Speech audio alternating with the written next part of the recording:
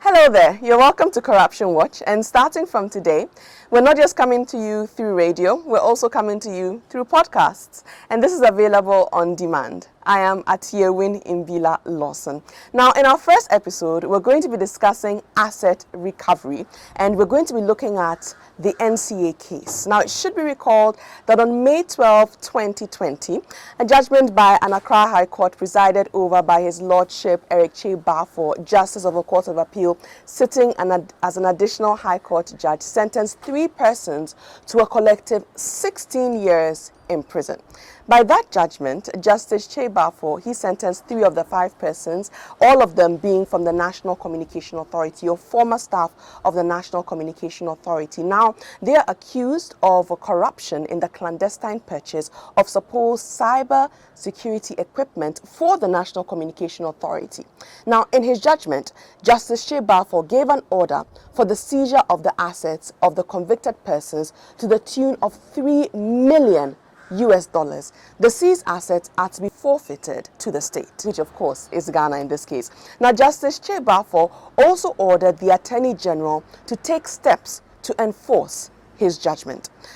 For this discussion, Corruption Watch has engaged Korieh Duodu. He is Senior Partner at Egality Law, and Mrs. Linda Ofori-Kwafo, Executive Director of the Ghana Integrity Initiative. Let me welcome you once again to Corruption Watch, our very first podcast, definitely an exciting one. We're looking at the NCA trial, 16 years collectively, 3 persons have been convicted out of 5.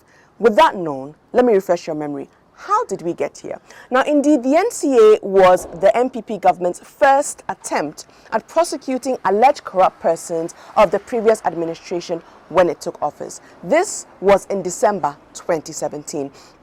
Now, about a year before that, media reports had indicated that the Bureau of National Investigation, the BNI, was investigating a case at the NCA involving the purchase of a listening device to monitor suspected terrorists. But there was no proof that that device had actually been delivered. It was later alleged that the NCA officials indicted in this case had withdrawn an amount of $4 million from the account of the authority, which could not be accounted for.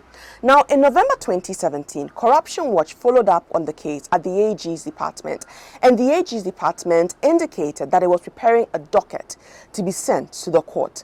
Now, a month later, on Friday, December 22, 2017, the AG's department arraigned before court 5 persons accused of being involved in this alleged scandal.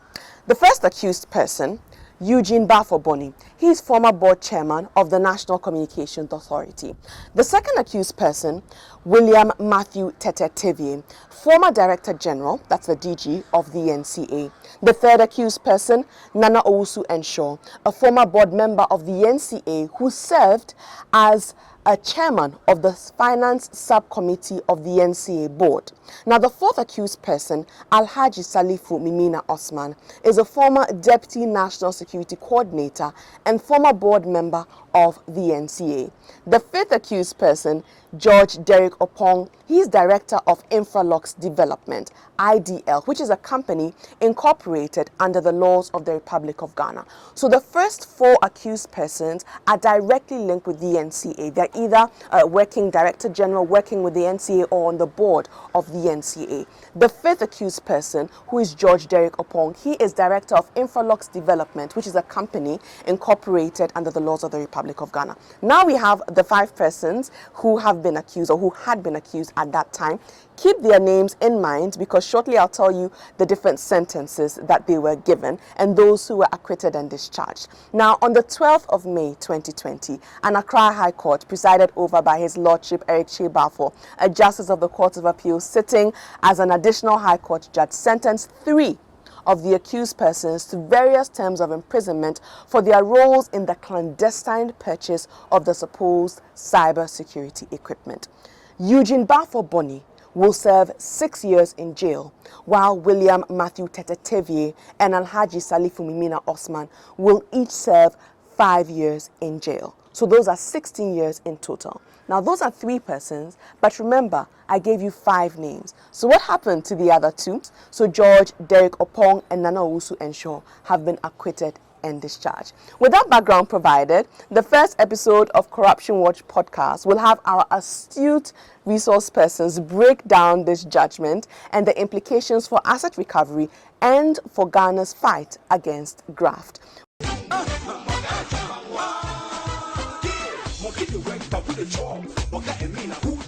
I think that this is a reasoned and solid judgment delivered after a case has been investigated and prosecuted over 2.5 years. Many witnesses have been heard.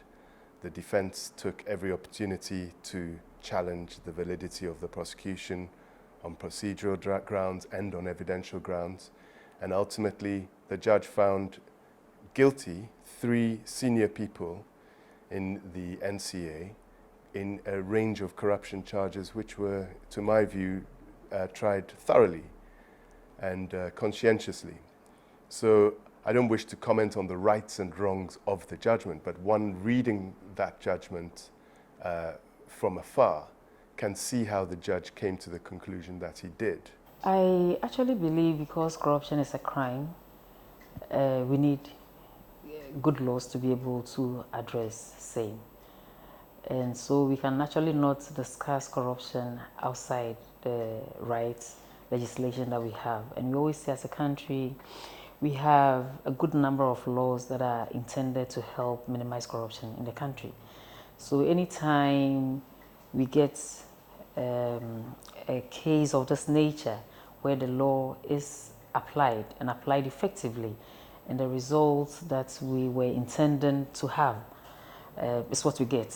It's a clear indication that the laws can still be applied effectively to get the result that the country is looking for. This is a matter of the Republic versus 5 others. And so then if we get the win that we're looking for, then the objective for which this whole process was started has been achieved. And for me, it's effective application of the laws. I think this ruling actually provides, or the judgments given, I must say, provides hope to the anti-corruption crusaders and persons involved in the fight against corruption in general. So then we have the state institutions with responsibility to ensure corruption is well investigated and sanctioned. And then we have society organizations that do the advocacy. And we have the media that play a very important role. I think it's a boost and reassurance that there is hope, and that if we continue to do the right things, we are likely to get the result that we're looking for. I'm sure you might be aware that most Ghanaians, and even if you go beyond Ghanaians, I remember when we were doing the first assessment of Ghana's implementation of the United Nations Convention Against Corruption, actually came to the fore that we have all the laws, but Ghana's biggest challenge has been investigation and sanctioning. And so now if we are able to get even one case come to the conclusion of this nature, then we actually must say that it's a boost to the anti-corruption crusade. And for me, I am confident, I've always been confident that we would one day be making great progress as far as the anti-corruption fight is concerned. I would say that this is a significant case with important ramifications in Ghana's fight against corruption, because it has a number of powerful features to it which should stand Ghana in good stead in recovering stolen funds in future.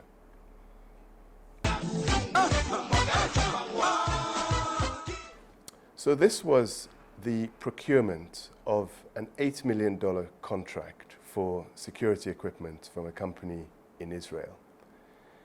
The biggest problem with this case was that the procurement method used was simply not any approved method under the National Communications Authority regime, and appeared, according to the judge's findings, to be in flagrant breach of our Public Procurement Act.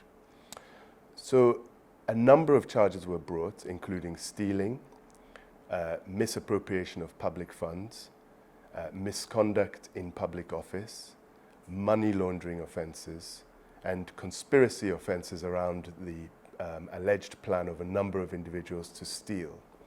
Ultimately, the court focused on $4 million worth of funds, which were considered to have been misappropriated. $1 million of those funds were actually reimbursed back to the NCA, but the court found that essentially $3 million had been misappropriated by those accused. Senior people, the board chairman, the director general, a third senior person at the NCA were found guilty in relation to those $3 million worth of funds. And the court concluded that sentences in the range of 5 to 6 years were appropriate to issue to those found guilty, and also made an order for the recovery of funds up to $3 million against the accused. These cases can only successfully be prosecuted with the collaboration of a number of agencies. Ultimately, this case, I think, started in the Bureau of National Investigations, BNI. But you have to have the cooperation and collaboration of an agency like EOCO, Economic and Organized Crime Office, in order to identify the assets which might be confiscated if there's a conviction in the case. And that's where there was really effective coordination.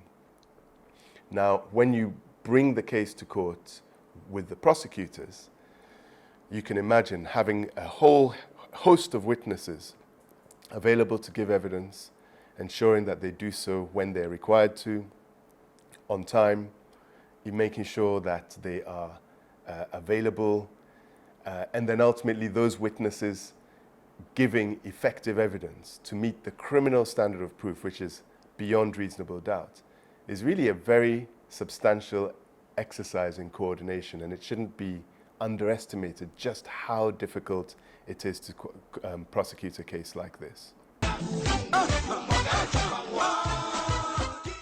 So taking steps to try and recover those assets is really significant, and the courts and the prosecuting authorities, I would say, are to be congratulated on succeeding in getting a conviction in difficult circumstances.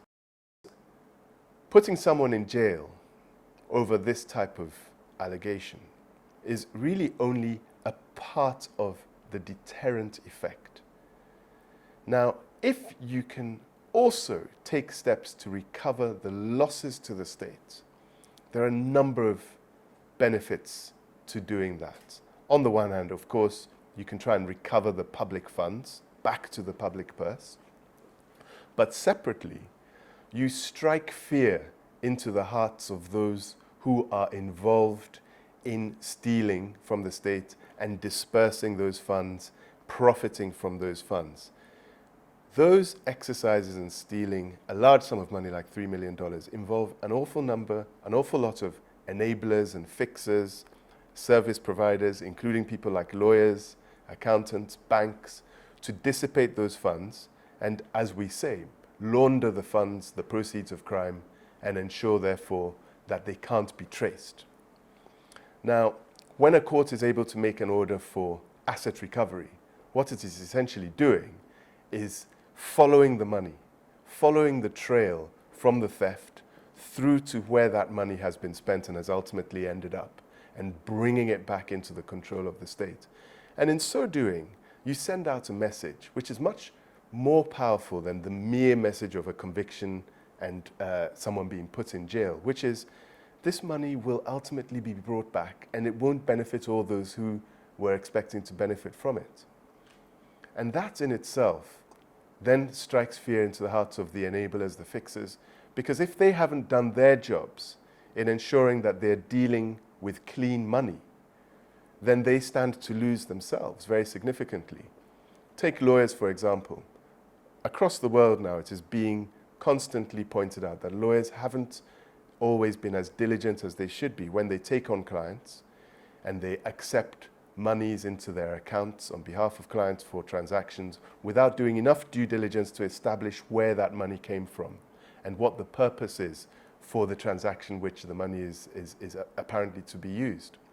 If someone who is a corrupt enabler or indeed a stealer of public funds comes to a lawyer or an accountant or a bank and says, I have $3 million to put into a transaction, and you as a professional enabler are now concerned that there is a possibility that those assets, if corrupt, could be recovered in future, you'll take more steps to stop those corrupt funds coming into your own possession.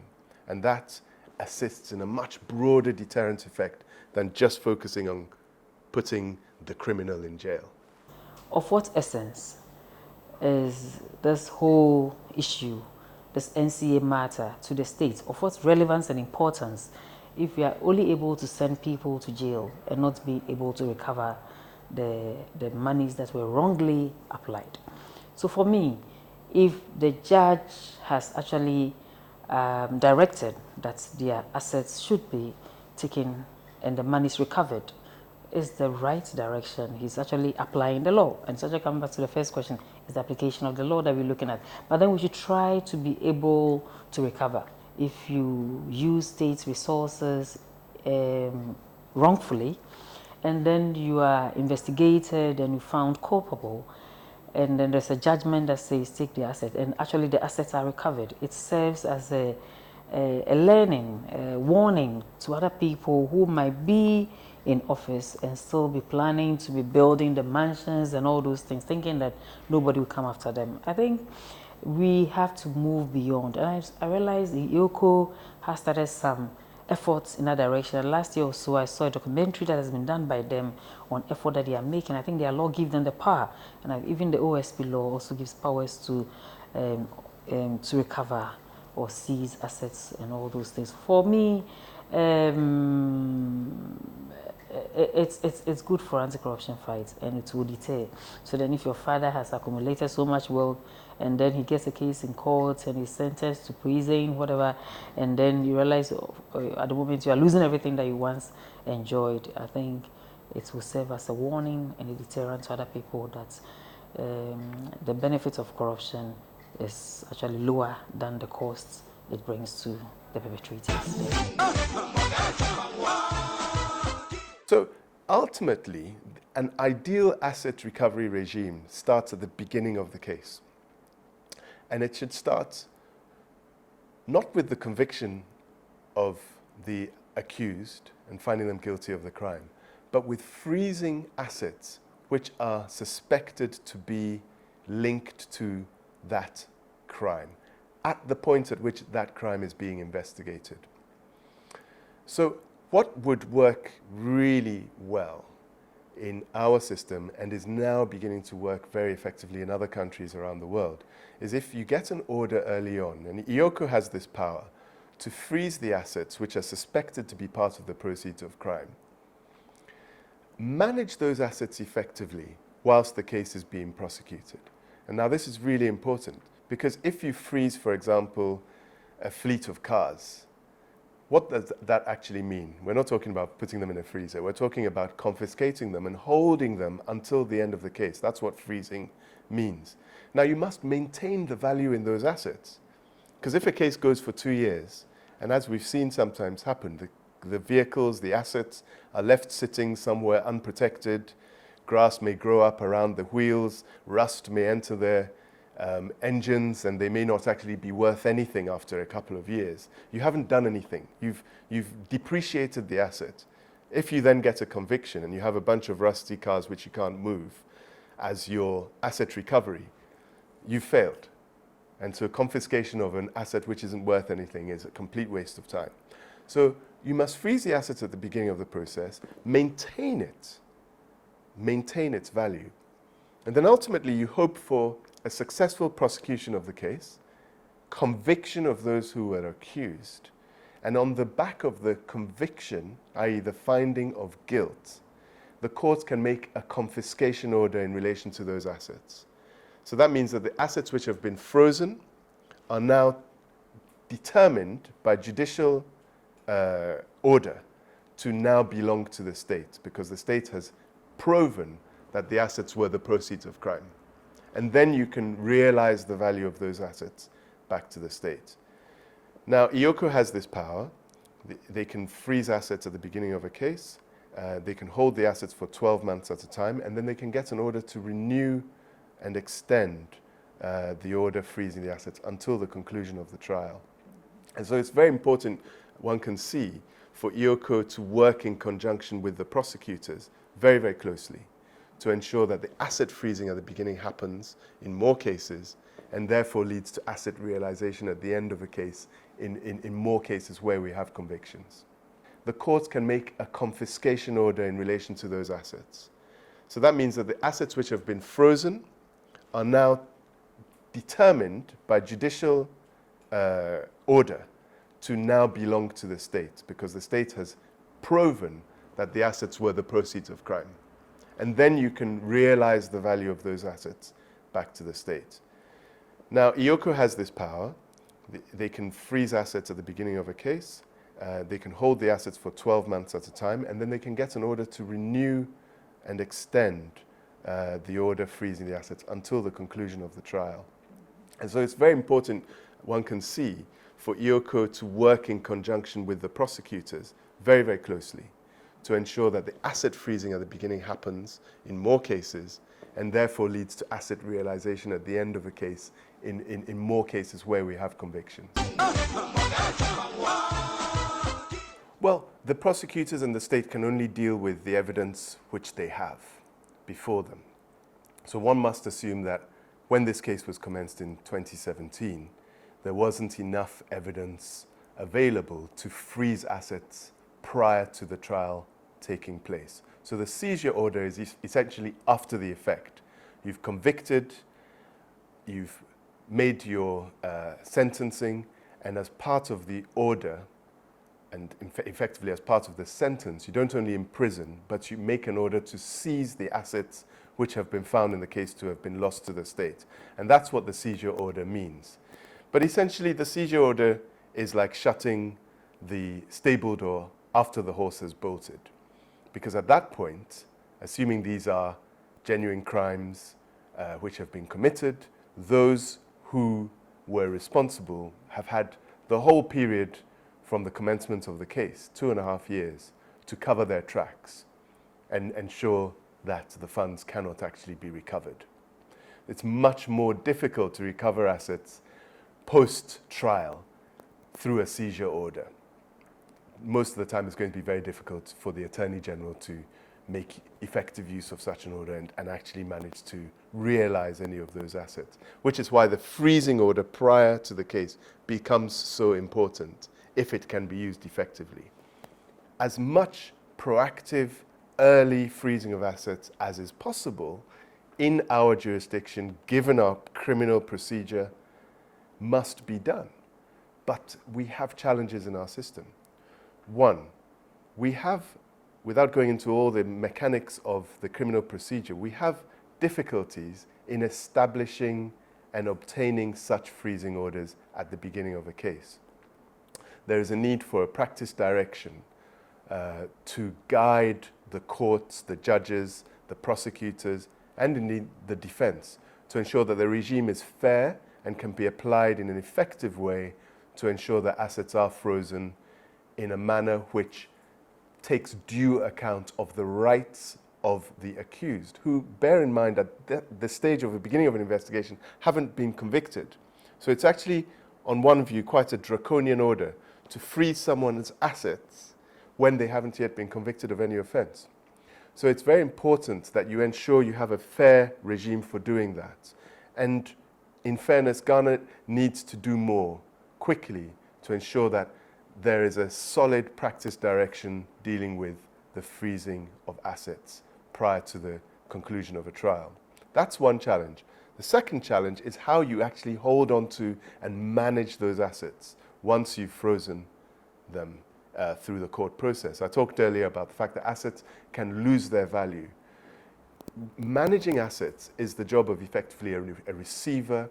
It's a very highly skilled professional role. We, at the moment in Ghana, don't have the office, the regime, the infrastructure to manage and keep the value of assets, which are the subject of freezing orders, in an effective way. We need to put that kind of regime in place. For example, a country like Canada has a whole office dealing with the management of frozen assets.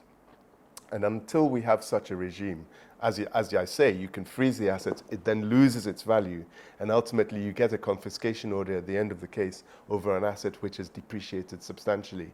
You've actually wasted a lot of time, cost, resources in going through a process which ultimately may end up being worthless. So there are real challenges here, and one can't, get into the intricacies of this particular case to know why an attempt wasn't made to get a freezing order at the beginning. But one can see that there are definitely challenges in our system in obtaining such orders. The judge himself in this case lamented on the fact that it took 2.5 years for the case to get through to conclusion and convictions after trial. He recommended, quite rightly, that a case of this sort should only be in court for 6 months. And he was also very scathing in his criticism of the defense lawyers on behalf of their clients, quite legitimately, raising a whole series of procedural hurdles and challenges which slowed the case down, many of which went to appeal and therefore sought to stifle the case and thereby make it less likely that the case would come to a quick conclusion. What that ends up meaning is that the witnesses who need to give evidence have to wait sometimes 2 years before they can give evidence in a case where memories may fade, documents may go missing, those people may move on from their positions. These are all issues which cause problems in the prosecution of the case. But there are other challenges as well. We've talked about how freezing orders are difficult to obtain in Ghana. We must make that freezing regime more user-friendly so that all agencies can go to court and get freezing order over assets when they need to, and the procedure must be fair. Additionally, we really need to look at the unexplained wealth orders regime, which is now being introduced in other countries. It's been introduced in the UK, and essentially it allows for an individual who is suspected of living beyond their lifestyle whilst being in public office to have assets which are considered to belong to that individual frozen, and then the individual is required to prove that they obtained those assets legitimately. We haven't brought that law into play in Ghana yet, and it would be very effective because everyone can point to suspicions of public officers who appear to be living beyond their salaries of their public office in this part of the world. And that type of order would assist in helping investigate whether there is corruption in those cases. Another aspect is to ensure greater transparency in the ownership of assets, both the ownership of public officers' assets through the asset declaration regime being used effectively and publicized, but also in the private sector. And beneficial ownership transparency and the need for a public register of beneficial ownership transparency is, in my view, absolutely essential to ensure that we have a more open and transparent system for seeing who owns what, and thereby being able to identify and create more deterrence in relation to those who are suspected of corruption. We should also campaign and encourage our government to provide more transparency and anti-corruption levers for our society, because ultimately we know that $3 million, which is apparently stolen in this case, could have a transformational effect on our health service. If we think of how many respirators or ventilators we have available during this COVID-19 epidemic, and we think of what $3 million stolen from the public purse could do for maintaining life of those people in intensive care. And on that note, we end our very first episode of the Corruption Watch podcast. Thank you so much for watching. Corruption Watch is brought to you by the Corruption Watch partners, namely Ghana Center for Democratic Development, CDD Ghana, the Ghana Integrity Initiative, GII, the Ghana Anti-Corruption Coalition, GACC, the Africa Center for International Law and Accountability, ACILA, and multimedia platforms, that's Joy and Adom FM. Corruption Watch is sponsored by the Danish Embassy.